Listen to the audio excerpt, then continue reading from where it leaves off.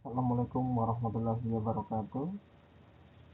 Nah, perkenalkan saya Harlen Fataya Pratomo, mahasiswa P3 Akuntansi Universitas Cyber Asia, yang pada kesempatan kali ini dalam rangka memenuhi ujian akhir semester mata kuliah akuntansi keuangan lanjutan, saya akan memberikan sedikit paparan terkait dengan transfer antar perusahaan, aset khususnya aset tidak lancar ya, aset tidak lancar.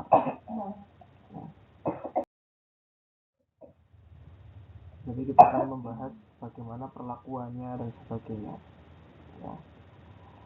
Jadi definisinya adalah transaksi jual beli aset tidak lancar, ya, seperti tanah, bangunan dan peralatan yang terjadi di dalam satu perusahaan, satu grup satu grup perusahaan. Nah, dalam rangka uh, rekonsiliasi maka perlu dilakukan eliminasi, ya, sehingga nanti menghasilkan satu laporan keuangan tunggal. Nah, sehingga satu tujuan eliminasi yaitu untuk menghilangkan laba atau rugi yang belum terrealisasi dari sudut pandang grup, kemudian mengembalikan nilai aset ke biaya perolehan aslinya. Nah, prinsip utamanya yaitu laporan keuangan konsolidasi harus menyajikan posisi keuangan seolah-olah grup tersebut adalah satu entitas tunggal. Jadi nanti uh, misalkan grup ini ada cabang-cabangnya gitu ya, ada perusahaan, kemudian ada anak perusahaan yang dimiliki dan sebagainya, itu nanti harus dieliminasi sehingga menjadi laporan keuangan konsolidasi yang menyajikan posisi keuangan seolah-olah grup tersebut merupakan entitas tunggal. Ya, kemudian bagaimana sih cara uh, melakukannya gitu ya. Sebelum itu kita bahas pentingnya dulu eliminasi ya. Jadi pentingnya eliminasi yang pertama adalah menghindari laba belum terrealisasi ya. Laba dari penjualan internal tidak boleh diakui sampai aset tersebut dijual ke pihak eksternal. Ya, jadi laba kalau masih penjualannya masih di dalam grup ya, dalam grup itu belum diakui sampai dengan dijual ke pihak eksternal di luar grup. Ya, misalkan sebuah perusahaan manufaktur dia uh, pabrik motor misalkan, anak perusahaannya membuat spare part rodanya, kemudian anak perusahaan lainnya membuat sasisnya dan sebagainya. Kemudian transaksi atas perusahaan tersebut nanti tidak boleh diakui sampai aset tersebut dijual ke pihak eksternal, sampai nanti terakhir menjadi motor dijual ke konsumen akhir, baru nanti uh, diakuilah transaksi laba penjualan tersebut. Oke.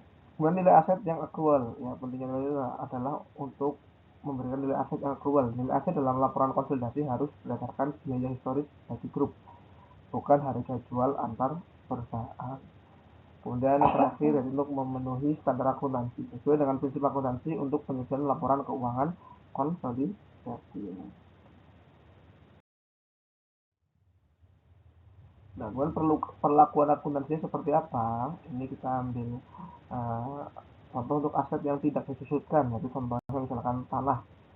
Perlakuan akuntansi untuk transfer tanah. Ya, kita langsung ke ini aja, apa namanya, karakteristiknya ya. Jadi kenapa kok tanah disebut yang tidak disusutkan? Ya, karena memang tanah itu trennya tidak mengalami penyusutan ya. Harganya cenderung naik. Ya, harganya cenderung naik. Kemudian nilainya tetap di pembukuan selama tidak mengalami evaluasi atau penurunan nilai. Dan yang ketiga, ketika ter, uh, ketika ditransfer antar perusahaan dalam grup, perbedaan antara nilai buku dan harga jual akan menimbulkan laba belum terrealisasi yang belum dieliminasi. Kemudian perlakuannya bagaimana? Yaitu eliminasi dilakukan terhadap laba yang muncul akibat perbedaan harga jual dan nilai buku. Tujuannya adalah untuk mengembalikan nilai tanah ke nilai historisnya, yaitu nilai buku di entitas penjual. Nah, contoh kasus sederhana, misalkan anak perusahaan menjual sebidang tanah ke induk perusahaan. Nah, biaya perolehan tanah oleh anak adalah 500 juta. Harga jual ke induk adalah 700 juta. Nah, di sini kan dari anak ke induk ya, sehingga ada laba belum realisasi selisihnya. yaitu sebesar 200 juta. Kemudian jurnalnya seperti apa?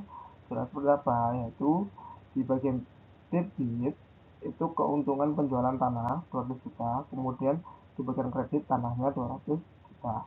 Nah, ini jurnal ini menghapus laba yang dicatat oleh anak perusahaan. Jadi laba yang dicatat oleh anak perusahaan harus dihapus. Laba itu belum diakui sampai aset tersebut dijual ke pihak eksternal. Jurnal ini mengembalikan nilai buku tanah di neraca konsolidasi menjadi 500 juta.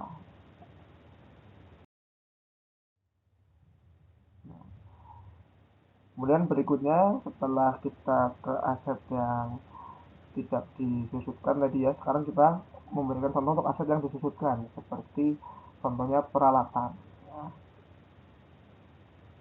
Ini karakteristiknya pasti dia memiliki manfaat di mana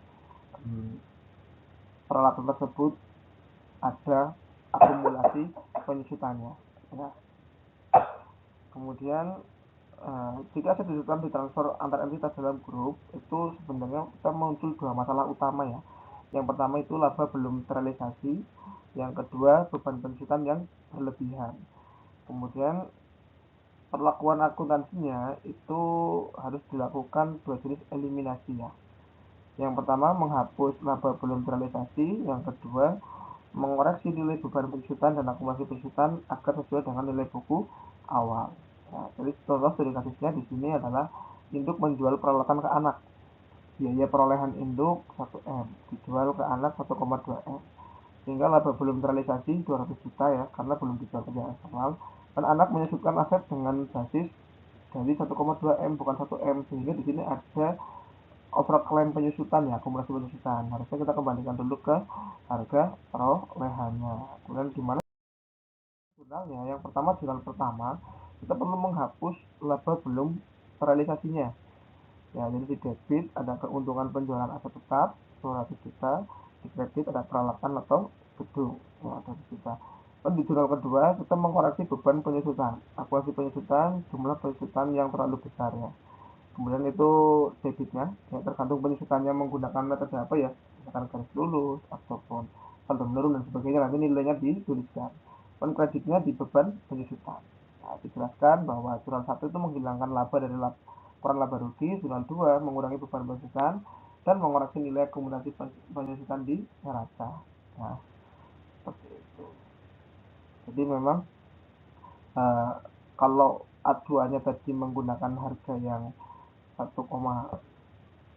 M gitu ya, itu maka penyusutannya akan menjadi terlalu besar sehingga harus dikoreksi.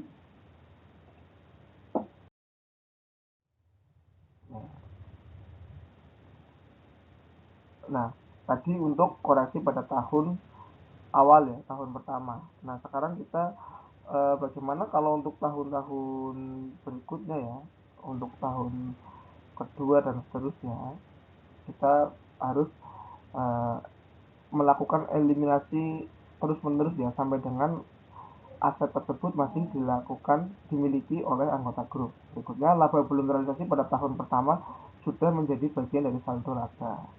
Nah, untuk itu jurnalnya kita perlu mengoreksi saldo laba awal dan nilai aset. Yang pertama di debit itu ada saldo laba awal, yaitu nilai sisa laba belum terrealisasi. Kemudian di kredit ada peralatan untuk gedung, nilai sisa laba belum terrealisasi ya. Kemudian di jurnal kedua yaitu mengoreksi beban dan akumulasi penyusutan. Di sini ada di debit yaitu akumulasi penyusutan sesuai dengan jumlah penyusutan yang terlalu besar tersebut. Kemudian di kredit ada beban penyusutan ya, sesuai dengan jumlah penyusutan tadi ya. Ya.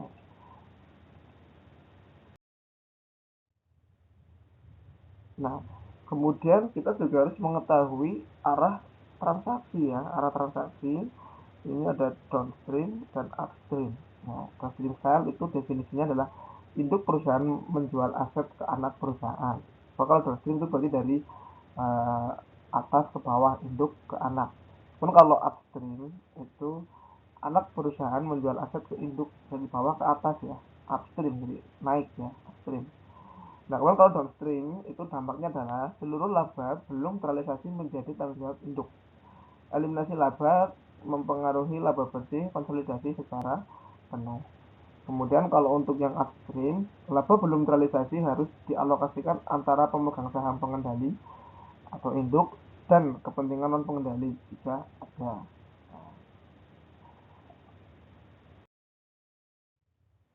Ya, kesimpulannya di sini poin-poin ya. Transfer aset tidak lancar antar perusahaan adalah transaksi internal yang harus dieliminasi. Kemudian tujuan utama adalah menghilangkan laba belum terrealisasi dan mengoreksi penyusutan yang terlalu besar. Kemudian proses eliminasi harus terus dilakukan setiap tahun hingga aset tersebut dijual ke pihak eksternal.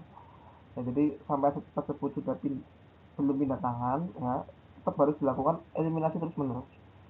Berikutnya yang keempat, memahami konsep ini sangat penting untuk menyusun laporan keuangan konsolidasi yang akurat dan relevan. Nah, jadi eh, laporan konsolidasi yang akurat dan relevan itu setelah dilakukan konsolidasi. Oke, mungkin sekian dari saya. Kurang lebihnya mohon maaf. Wassalamualaikum warahmatullahi wabarakatuh.